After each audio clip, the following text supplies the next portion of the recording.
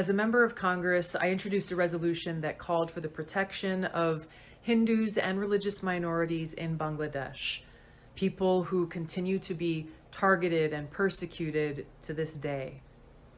Now, the height of this persecution actually began 50 years ago when the Pakistani army systematically murdered, raped, and drove from their homes millions of Bengali Hindus because of their religion and ethnicity. On March 25th, 1971, was the beginning of a systematic targeting of Hindus in Bangladesh by the Pakistani military.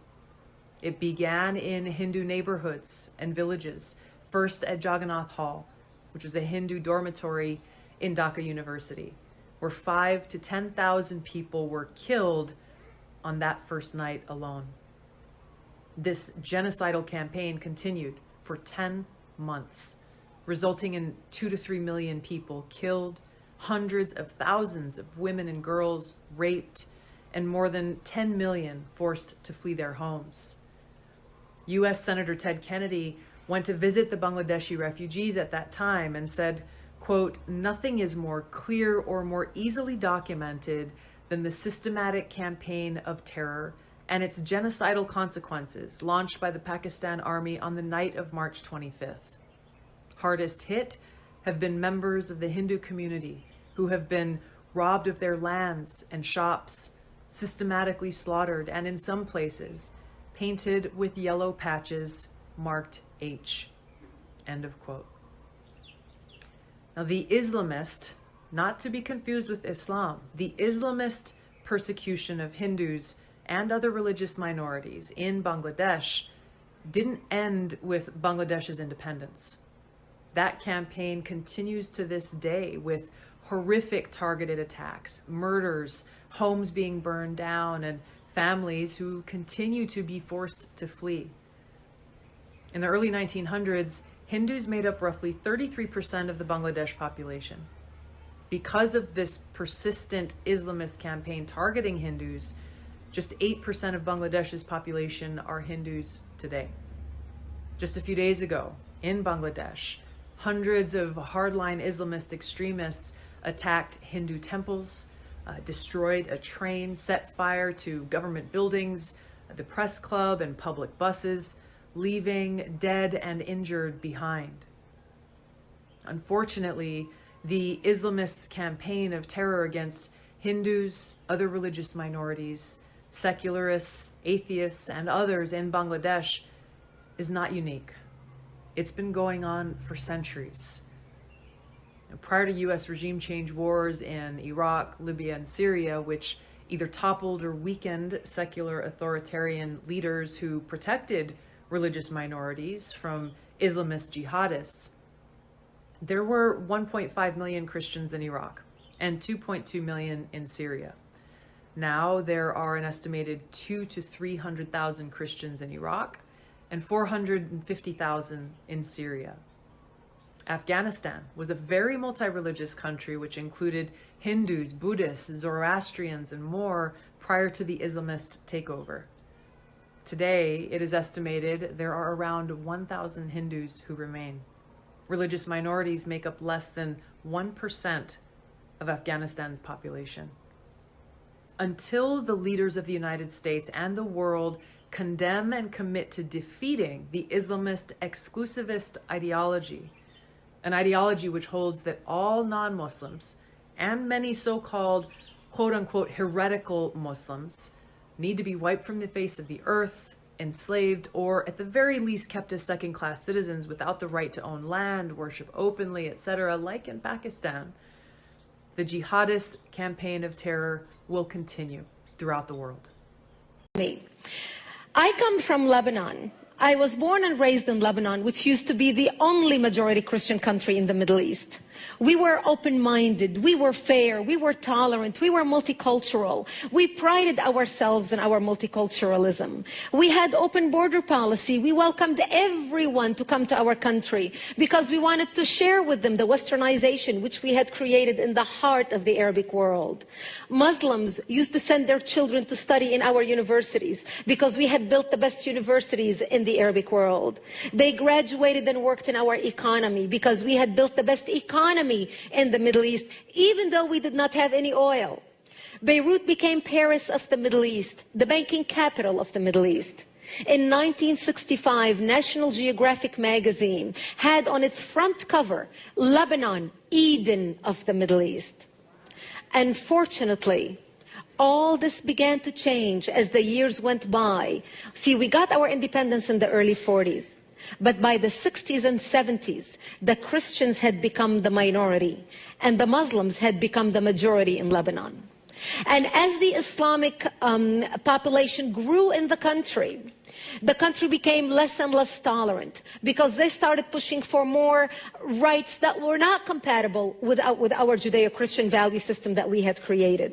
And that's when the problems started. The problem was contained until the influx of the Palestinians out of Jordan in 1970, when Lebanon brought them in because we already had refugee camps. Actually, at that time, Lebanon was the only country in the Middle East to accept the third wave of Palestinians into Lebanon.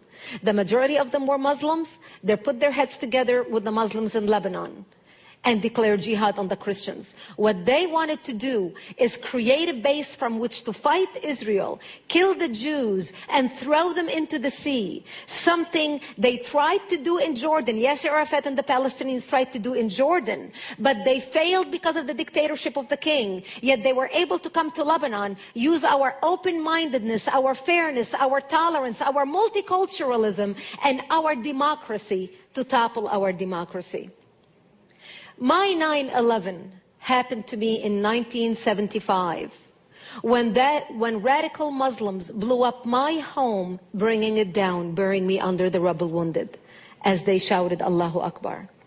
My only crime was that I was a Christian living in a Christian town. I ended up in a hospital for 2.5 months. And as I laid in a hospital bed, hooked up to IVs in both arms, I would ask my parents, why did they do this to us? Why did they attack us? And my father would tell me, because we are Christians, the Muslims consider us infidels and they want to kill us. So I knew since I was a 10-year-old child that I am wanted dead simply because I was born into the Christian faith and lived in a Christian town. This is something so foreign to Christians in America. Because in America, our idea of persecution is, oh, I took my Bible with me to work today and people looked at me funny. That's our idea of persecution. Where I come from, our idea of persecution is they want to walk into this church and start shooting at you and killing you. Just like what they're doing in Iraq right now, just like what they're doing in Egypt right now, just like what they're doing in Syria, just like what they did in Lebanon. Actually, what launched the all-out war in Lebanon was 4 Muslims walked into a church service on a Sunday morning just like this and started shooting at people. That's what started the Lebanese civil war. So that's where England's at. We now have all of these towns and major cities that are completely taken over by a densely packed Muslim population who control housing. We have a Muslim Housing Association in London, so we cannot access that housing. There's a Muslim Police Association in London. It's not one like you have. You have the pretend Muslim police, don't you? You have the pretend NYPD cars. Ours is real, the Muslim Police Association. And before you know it, you have this dual policing system that starts off, and that's not a good thing to witness. So I'll give you one example. In a place called Glasgow, it is a rough end of Glasgow. There's a densely packed Muslim population. It's the middle of the day, 4 o'clock. And out onto the street comes a woman. She's all aflame. She's all lit up. And she's screaming, help me, help me. And a guy hears her and he runs out. He's in a garage where he's working. He manages to find water. She's on the grass now, laid down. And he manages to throw water on her and puts her out. And I have pictures still of the grass where they picked her up and put her in the ambulance, all black and burnt. That part of Glasgow is under Sharia. It's under Muslim policing. They did a statement. The police said there were no suspicious circumstances. And the local mosque, despite the fact there was no other comment to be made by the police, the mosque said it was one of our sisters. It was not a hate crime. so people don't need to be concerned. But a good Muslim doesn't gossip about what happens to a sister. Now, when you start with that kind of policing happening, then all of your faith in your country is very easily diluted. The reason 2,000 of our young white girls were raped in one town alone, Rotherham, was because when the girls went to the police didn't want to be called Islamophobic. When the girls told the social workers, they didn't want to be called racist. The girls were pushed away, turned away. No, you must be wrong. Some of them were from care homes, so they just weren't believed. And in the end, 2,000 girls were raped by gangs of majority Pakistani Muslim men. I was referred to the police. I was investigated for calling these rape squads majority Pakistani Muslim rape squads, and it wasn't looking too good for me until statistics came out on it, and it was revealed that they were actually majority Pakistani Muslim rape squads. So I'll take that one. But this is where the police come in. The police are now a legitimate arm of the government silencing machine. There is a hate crime unit that Sadiq Khan has set up to police Twitter, specifically my Twitter. And I have been arrested and interviewed under caution by the Major Crime and Homicide Command, 2 men in a cell with a tape recorder for a column I wrote in the newspaper about migrants, because it was seen as hate speech. Luckily, that wasn't referred and I got away with that. But they are cracking down fast. My children are referred to social services. So people that are against me or want to shut me up will ring social services about my children.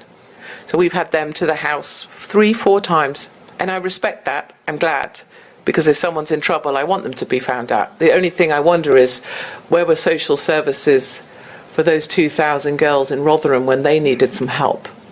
Why is it that it would be believable if it was something to do with me? So what I'm going to do right now is I'm going to crunch 1,400 years of Islamic history in 5 minutes and make it as exciting as I can possibly make it. When Prophet Muhammad supposedly revealed his revelation from the angel Gabriel that he is supposed to be the last of the prophets in the early 600s, he started preaching in his own city, Mecca. He tried to recruit friends and followers to be able to spread his religion. And he tried for 12 years and failed. And after 12 years, he was only able to recruit his immediate family and friends. So he decided, if I go to Medina, which was the Jewish hub of Arabia, the business hub where the Jews lived, if I go there and preach my religion to them, if they accept me, that will buy me respect and stature between my own people, and they will accept me. So Prophet Muhammad started borrowing a lot from the Old Testament to make his religion more palpable to the Jews, to make it a lot similar. This is why you see a lot of similarities between Judaism and Islam. For example, Jews don't eat pigs, Muslims don't eat pigs. Jews pray a few times a day, Muslims pray a few times a day. Jews fast on Yom Kippur, Muslims fast on Ramadan. And this is why you started seeing a lot of good writing in the beginning of the Quran when Prophet Muhammad was saying all the good things about the people of the book. He took his message and went to Medina trying to recruit the Jews, talking about the people of the book, talking about how similar the two religions are. When they refused to accept him and follow him as the last of the prophet, that's when he turned against them and started killing them and started expelling them. That's when Islam went from a spiritual movement for the first 12 years of Islam into a political movement cloaked in religion after the year of the Hijrah, after Muhammad went to Medina and the Jews did not accept him.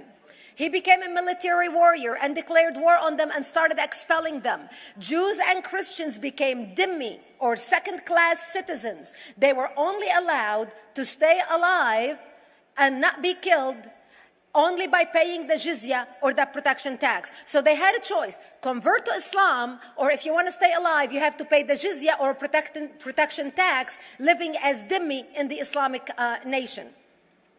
Christians and Jews could not ring church bells. Jews could not blow the shofar. Christians could not ring church bells. They could not pray publicly. Christians and Jews could not gather together and build new churches or new temples.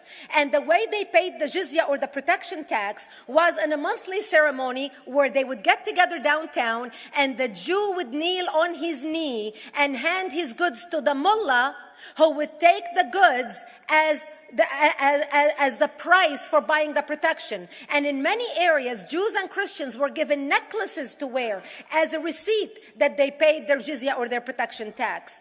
So Christians and Jews were treated as second-class citizens. Islam continued to grow. As Islam grew, more people became dhimmi or second-class citizens. Jews and Christians were given identifiable clothing. The yellow star, which was given to the Jews that most people think is a German invention. It was actually an Islamic invention in the 9th century in Iraq by the second Khalif al-Mutawakkil of Iraq, who invented the yellow star for the Jews to be identified as they walked down the street. Islam continued to grow. They went all the way to Jerusalem. They conquered Jerusalem. Christians couldn't ring their church bells in Jerusalem.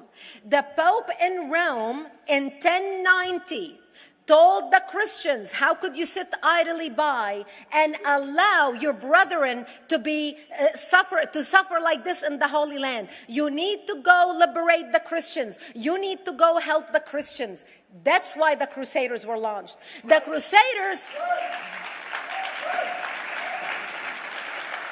Crusaders were not launched because they just felt like waking up in the morning and going and converting a bunch of Muslims or beheading them. The Crusaders were launched to liberate Jerusalem. And they were able to liberate Jerusalem for less than 100 years before Salah ad-Din al-Ayyubi, Saladin, took it back, and Jerusalem remained under Islamic control until 1967, when the State of Israel liberated Jerusalem, where Christians, Jews, and Muslims could pray under the same sky.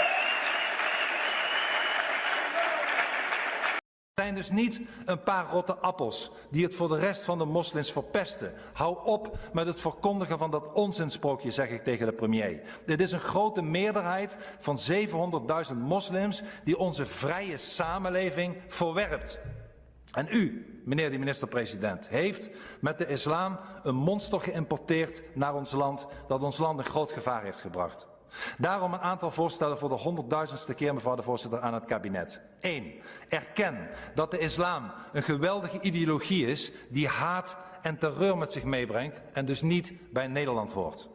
2. Sluit onze grenzen onmiddellijk voor asielzoekers en immigranten uit islamitische landen. Zeg Schengen op en voer weer eigen grenscontroles in.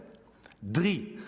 Begin met het ontmantelen van de instituties van de islam, zoals moskeeën. En begin bijvoorbeeld met het sluiten van al die moskeeën die buitenlandse financiering krijgen. En waar bijvoorbeeld Diyanet, het Turkse ministerie van Godsdienstzaken, de baas is. En niet wij. 4. Sluit iedereen op die met geweld dreigt of geweld gebruikt of zet ze ons land uit. En pak die honderden aanhangers en die duizenden sympathisanten van de jihadistische beweging in Nederland, als het moet, preventief op. En 5, voorzitter, vraag alle scholen, kranten, media om een Mohammed-cartoon te tonen. Niet om te provoceren, maar om te laten zien dat wij nooit wijken voor bedreigingen en geweld en dat wij trots en fier achter onze vrijheid staan. Voorzitter, tenslotte heb ik nog een boodschap aan al die moslims in Nederland die onze vrijheid, onze democratie en onze kernwaarden niet respecteren. Die de regels van de Koran belangrijker vinden dan onze seculiere wetten. En dat zijn er veel. 700.000 blijkt uit het onderzoek van professor Koopmans. En mijn boodschap aan hen is: wegwezen. Vertrek naar een islamitisch land. Dan kunt u genieten van islamitische regels. Dat zijn hun regels, maar niet de onze. Dit is ons land. Niet uw land, maar ons land. Dit is Nederland.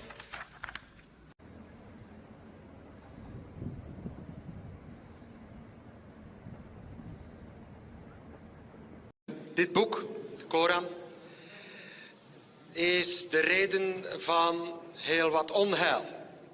Bron van alle kwaad, license to kill en nog een paar van dat soort dingen meer. Maar dit boek, de Koran, De basis van de islamitische leer wordt op een fundamentalistische manier beleden in nogal wat moskeeën in ons land. Ons land telt 295 moskeeën, als ik de lijst van de Unie van Moskeeën mag geloven.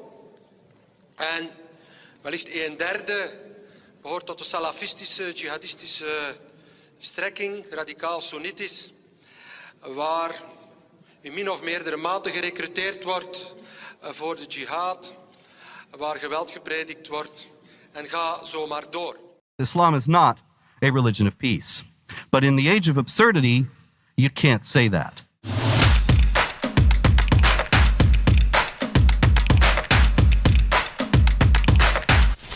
One of the other absurd things that we are all commanded to believe is that Islam is a religion of peace. And of course, Linda Sarsour, not me, the other one, would be the first to tell you that Islam is a religion of peace. And you probably know, if you have ever gotten into any conversations with any leftists on your campuses, that if you suggest that Islam is not a religion of peace, then you are a racist, bigoted, genocidally minded, hate-mongering Islamophobe. Yes. Now, the thing is, I'm here to tell you, I, Linda Sarsour, am here to tell you, Islam is not a religion of peace. Now, I happen to have the Quran with me, and I'm sure you have yours with you, so open your Qurans.